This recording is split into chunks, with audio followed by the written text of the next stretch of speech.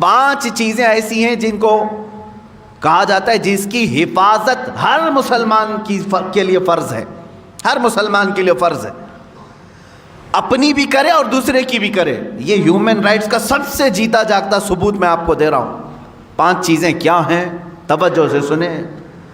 اسلام ہی اس بات کی شہادت دیتا ہے اور ضمانت بھی دیتا ہے کہ یہ 5 چیزیں جنہوں نے محفوظ کر لیا ان کا معاشرہ محفوظ ہو گیا۔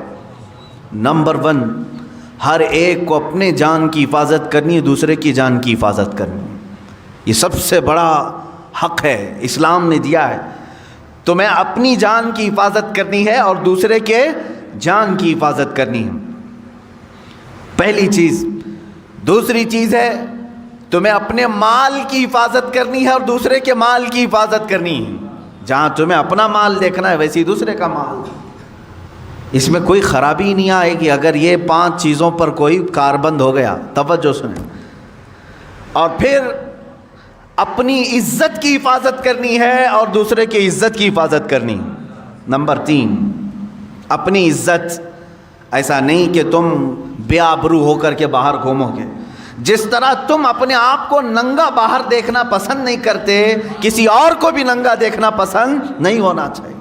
تم اپنے متعلق بھی عزت کی حفاظت کرو اور دوسرے کی بھی عزت کی حفاظت کرو۔ لوگ اپنے سطر کی تو حفاظت کر لے جاتے ہیں، دوسروں کے سطر دیکھنے کی کوشش کرتے ہیں۔ اسلام نہیں ہے۔ جان کی حفاظت اپنی اور دوسرے کی، مال کی حفاظت اپنی اور دوسرے کی، عزت کی حفاظت اپنی اور دوسرے کی۔ 3 چیزیں ہو گئی۔ چوتھی چیز اللہ کے حبیب صلی اللہ تعالیٰ علیہ وسلم کی حدیثوں سے ہے، اپنے نسب کی حفاظت کرو اور دوسرے کے نسب کی حفاظت کرو۔ نسب کی حفاظت یہ بہت ضروری چیز ہے۔ نسب کی حفاظت کا مطلب کیا ہے؟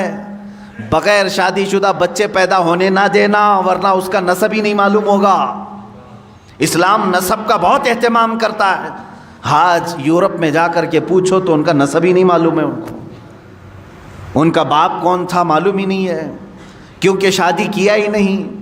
وہ سوچتے ہیں گرل فرینڈ بوائے فرینڈ کا جو تصور لایا گیا یہ تو ابھی کم ہے ہمارے معاشرے میں، وہاں تو پورے مزہ چکھنے کا نام فرینڈ شپ ہے۔ پوری شادی شدہ زندگی 2 بچے ہو جاتے ہیں پھر بھی گرل فرینڈ ہے ہماری۔ یہ نسب کو انہوں نے تباہ و برباد کر دیا، اور اس کے بعد جم گیا تو ٹھیک ہے، نہیں جما تو چھوڑ دیا۔ ہزاروں کی تعداد میں بچے ہیں، ایسے اولاد ہیں ان کے باپ کا اور ان کے نسب کا کچھ عطا پتہ نہیں ہے۔ لیکن اسلام نسب کا اہتمام کرتا ہے۔ نسب، اپنا بھی نسب کا اہتمام کرو اور دوسرے کی بھی نسب کو خلط ملط ہونے نہ دو، یہ ضروری ہے۔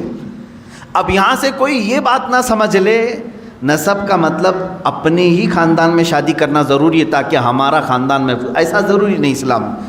لیکن یہ ضروری ہے کہ تمہارے بچے کا کوئی باپ ہو، اس کا دادا ہو، اس کا نسب اوپر تک پہنچتا ہو۔ اگر بچے کا کوئی باپ ہی نہیں رہا، آہرہ جس کو کہتے ہیں، عورت ایسی فاحشہ اور طوائف ہے کہ اس نے نہ شادی کی لیکن اولاد ہوئی، وہ اپنے بچوں کے باپ کا نسب کس طرف جوڑیں گے؟ اسلام اس کے خلاف ہے۔ اسی لیے کتنا اہتمام کیا ہے معلوم ہے اسلام نے؟ ایک اس کی مثال میں دے دوں۔ اگر کسی عورت کو آپ نے طلاق دیا تو اسلام کہتا ہے وہ دوسرے سے نکاح کر سکتی ہے، لیکن تھوڑے دن اس کو ٹھہرنا فرض ہے۔ کیوں؟ کتنے دن تک ٹھہری رہے گی مطلقہ عورت؟ کتنے دن تک؟ 3 حیض جب تک اس کے نہ آ جائیں تب تک وہ دوسرے مرد سے نکاح نہیں کرے گی۔ 3 حیض جب تک نہ آ جائیں عورت کے، جب تک وہ دوسرے مرد سے نکاح نہیں کرے گی، جائز نہیں ہے اس کے لیے اس سے پہلے نکاح کرنا۔ اس میں حکمت کیا ہے؟ اس لیے کہ سائنٹیفیکل بھی آپ دیکھیں تو پتہ چلے گا، اگر حمل ٹھہرا تھا پہلے مرد سے تو حیض نہیں آئے گا عورت کو۔ طلاق دینے والا مرد طلاق دے دیا اور اگر اس سے اس کو پریگننسی ہو گئی تھی، حمل ہو گیا تھا، تو پھر عورت کو حیض نہیں آئے گا۔ ہاں، پھر اگر حمل ہے تو شریعت کہتی ہے جب تک بچہ نہ ہو جائے تب تک وہ دوسرے سے شادی نہیں کر سکتی، کیونکہ ایک حمل میں 2 باپ کا دخل ہو ہی نہیں سکتا۔ اب 3 حیض تک ٹھہرنے کی حکمت کیا ہے عورت کے لیے؟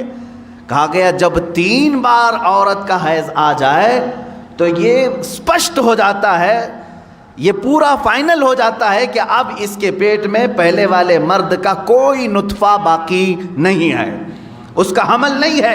اب اسلام کہتا ہے دوسرے سے بھی تو نکاح کر لے، اسی لیے کہ اسلام چاہتا ہے کہ آنے والا بچہ اپنے دو باپ نہ سمجھے، اس کا نسب محفوظ رہے، اس کا نسب محفوظ رہے۔ باقی دوسری جگہ جا کر کے دیکھیں، ایک کو طلاق دے دیا، وہ دوسرے ہی دن جا کے شادی بھی کر سکتی ہے۔ بہت سارے معاملات، یہ عدت کے معاملات اسلام میں ہیں، دوسرے لا کر کے ہمیں دکھائے ہیں۔ یا تو کچھ مذاہب میں ایسا ہے کہ اسے دوبارہ شادی کرنے کی اجازت ہی نہیں ہے، اور کچھ جگہ ہے تو ایسے کہ ادھر طلاق دیا ادھر نکاح کر لیا۔ اسلام درمیانی راستے کا نام ہے، نسب کا اہتمام کیا۔ میں نے 4 چیزیں سنائی، پھر سے میں عرض کر رہا ہوں آپ کے پاس، اللہ کے حبیب صلی اللہ علیہ وسلم کے فرامین کے مطابق، اللہ کے حبیب صلی اللہ تعالیٰ علیہ وسلم کی حدیث کی روشنی میں ہر مسلمان کو چاہیے کہ وہ اپنے جان کی حفاظت کرے اور دوسرے کے جان کی حفاظت کرے۔ ہر مسلمان کو چاہیے کہ وہ اپنے مال کی حفاظت کرے، ویسے ہی دوسرے کے مال کی حفاظت کرے۔ ہر مسلمان کو چاہیے کہ وہ اپنے عزت کی حفاظت کرے، ویسے ہی دوسرے کی عزت کی حفاظت کرے۔ نمبر 4، ہر مسلمان کو چاہیے کہ وہ اپنے نسب کا اہتمام کرے، اسی طرح دوسرے کے نسب کا بھی اہتمام کرے، خیال کرے۔ 5ویں چیز ہے جو بہت اہم ہے، اسلام نے کہا ہر مسلمان کو اپنے دین کی حفاظت ضروری ہے۔ اسی طرح کہا گیا کہ دوسرے کے دین سے چھیڑ چھاڑ بھی نہ ہو۔